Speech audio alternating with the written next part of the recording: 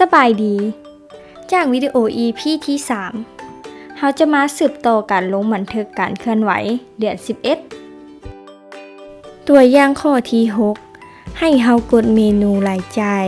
เพิ่มรายจ่ายใหม่แล้วให้ใส่จำนวนเงินที่ชำระเลือกบัญชีเงินที่เราจะจ่ายออกจากนั้นให้เลือกประเภทแล้วให้กดบันทึกตัวอย่างข้อที่7เป็นการบันทึกรายจ่ายค่าไฟฟ้าใส่จำนวนเงิน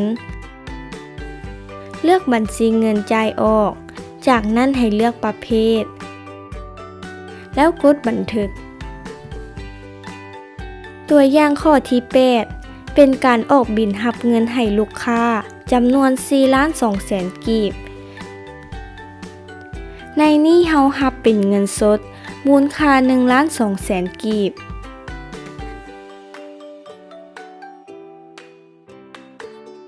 ส่วนที่เหลือเฮารับเป็นเงินโอน3 ล้านกีบ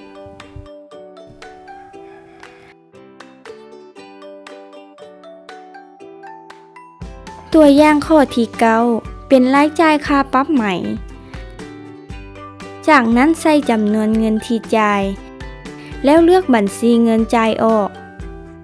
เลือกประเภทแล้วกดบันทึกตัวอย่างข้อที่10ออกบิลให้ลูกค้าจากการขายตู้โซใส่จำนวนเงินที่เฮารับแล้วเลือกบัญชีที่เฮารับเข้าจากนั้นให้เลือกประเภทแล้วกดบันทึกทุกๆรายการเคลื่อนไหวที่เฮาได้บันทึกในเดือน11ระบบจะสรุปเข้าในเอกสารรายงานการเงินให้แสดงให้เฮาเห็นได้ว่าในเดือน11มีรายรับและรายจ่ายของบัญชีเงินทั้งหมดและยอดคงเหลือของเงินที่มีขอขอบใจทุกคนที่ติดตามทุกๆ EP